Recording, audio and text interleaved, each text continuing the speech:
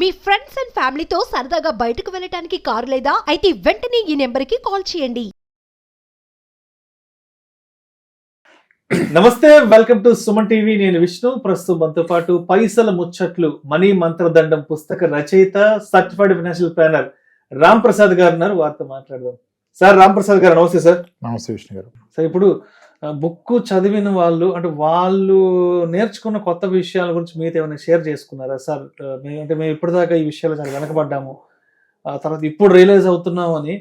So అంటే financial గా వాళ్ళు తెలుసుకున్న కొత్త విషయాలు మీతో షేర్ చాలా చెప్పారు సార్. నిజానికి ఒక విషయం ఏంటంటే, మనం ఫైనాన్షియల్ ప్లానింగ్ చేసినప్పుడు కూడా అన్ని టాపిక్స్ కవర్ చేయలేకపోతున్నాం.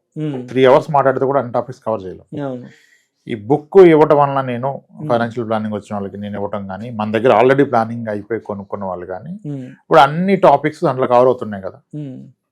ఇప్పుడు షూరిటీ టాపిక్ ఎందుకు వస్తుంది ఫైనాన్షియల్ ప్లానింగ్ లో?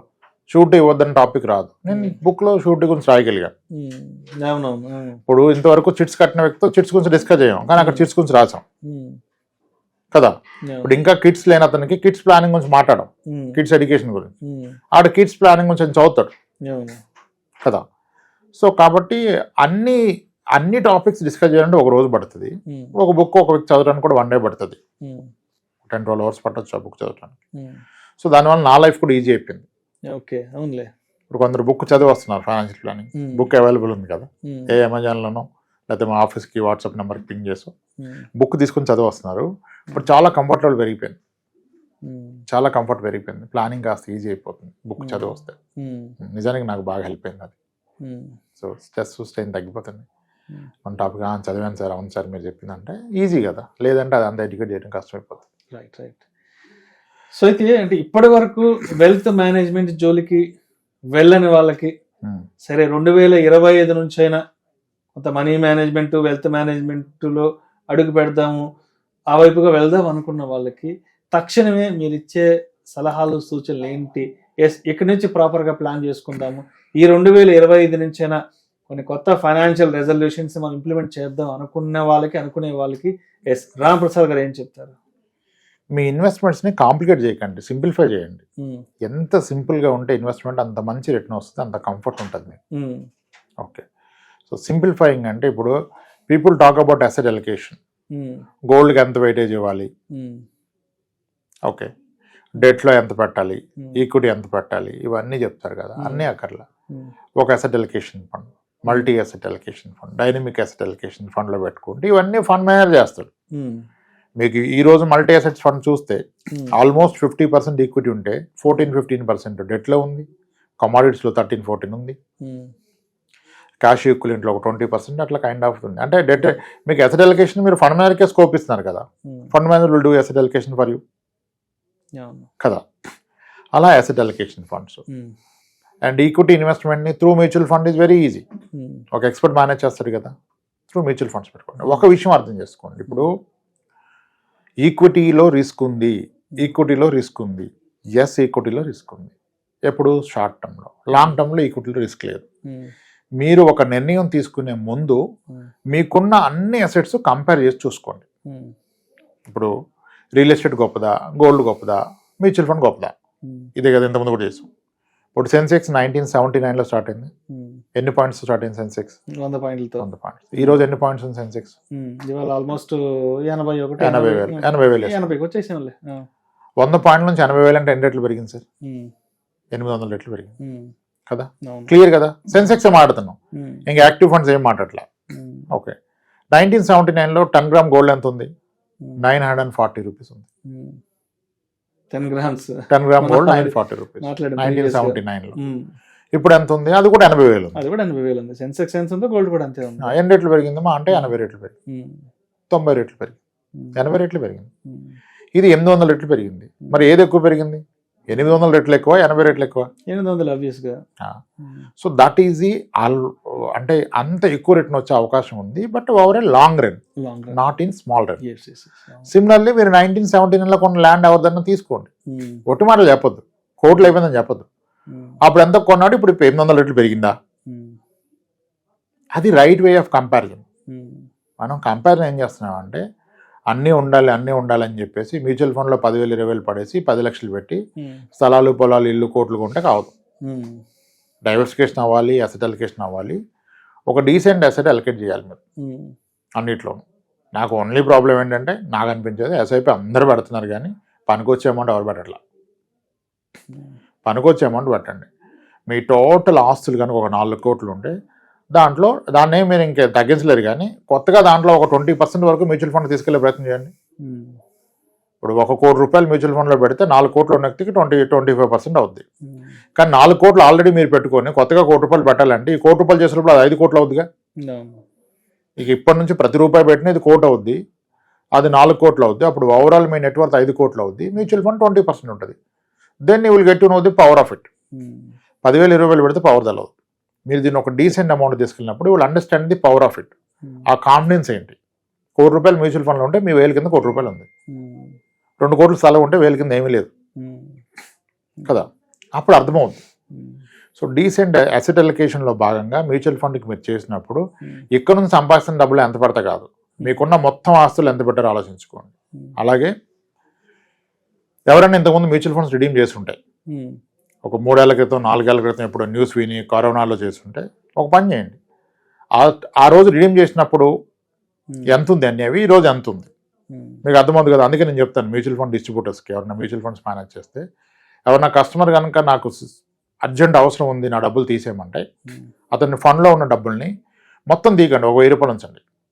సార్ నా కోసం 1000 రూపాయలు ఉంచండి, మిగిలిన తీసేయండి చెప్పండి. కానీ 1000 రూపాయలు మీరే ఇవ్వండి, 1000 రూపాయలు అక్కడ ఉంచండి.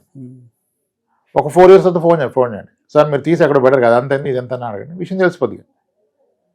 నేను చాలామందికి ఆ ప్రాక్టీస్ చేశాను, ఇప్పుడు అర్థమైపోతుంది పవర్.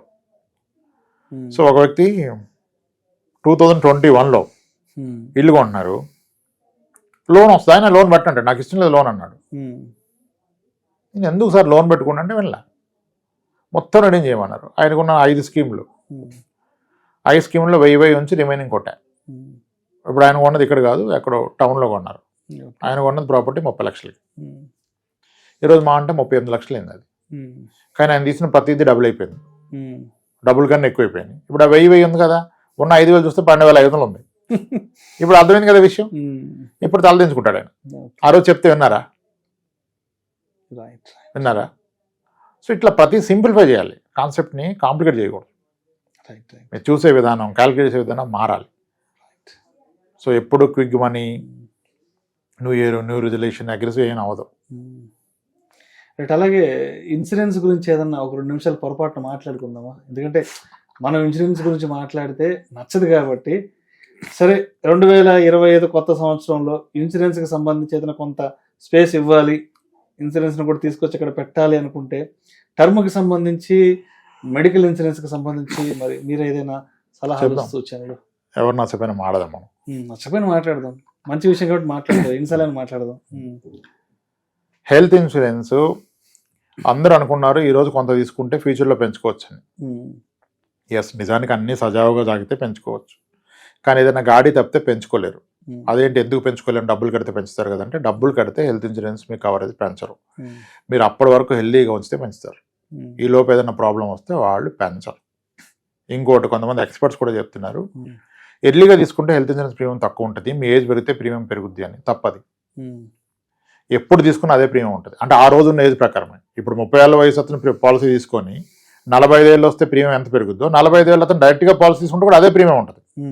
ప్రీమియం ఏమి వయసును పట్టి పెరుగుతుంది, కానీ మీరు ఎక్కువ రోజులు ఉంటే ప్రీమియం ఏం తగ్గదు.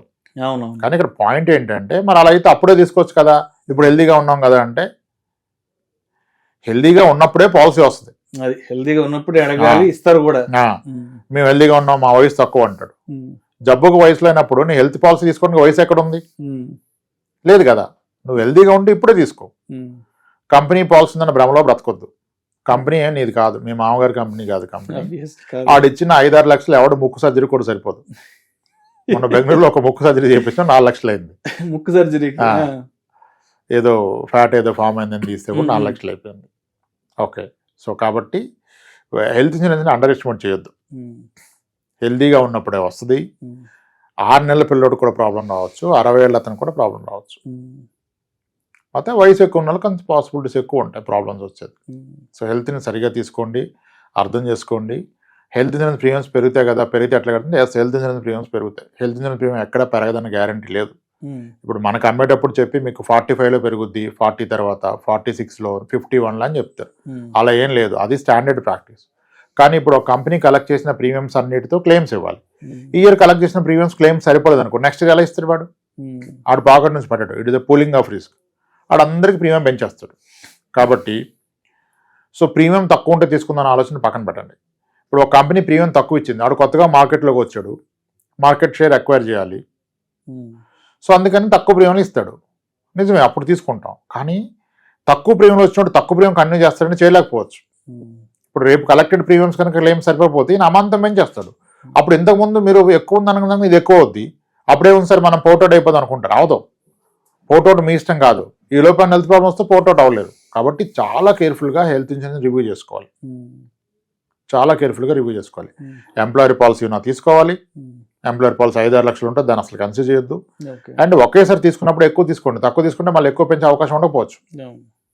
ఓకే, ఇది. Next coming to term insurance. మీ వయసు పైబడితే 60 ఏళ్ళు దాటితే, 55 ఏళ్ళు దాటితే, మీరు తీసుకున్న పాలసీ 70 ఏళ్ళ దాకా ఉంటాయి. 70 ఏళ్ళ దాకా ఉంటాయి. పిల్లలు సెటిల్ అయితే టర్మ్ ఇన్సూరెన్స్ ప్రీమియం కట్టడం ఆపేయండి. అవసరం లేదు, ఇంకా మీ మీద ఎవరు ఆధారపడలేరు కదా. చాలామంది ఏమన్నారంటే ఎంత చెప్పినా సార్ ఎక్కువ రోజులు తీసుకోవద్దంటే, సార్ ఎప్పుడైనా పోయినప్పుడు ఏదో ఒకటి ఇచ్చేయాలి కదా పిల్లలకి. ఇప్పుడు నేను 70కి పోతే 65 ఏళ్ళు తీసుకుంటే నేను పోయినప్పుడు ఏం రాదు కదా మా పిల్లలకి. నేను వెళ్ళేటప్పుడు ఏదో ఒకటి ఇచ్చేయాలి సార్, అది తప్ప అంటాడు. నేను అంటాను, మనకి లాస్ట్ ఇయర్ ఈటీవీలో 90s కిడ్స్ ఏదో ఒకటి వచ్చింది కదా, వెబ్ సిరీస్ చూసారా? శివాజీ రాజు గారు రీసెంట్ గా వచ్చింది కదా.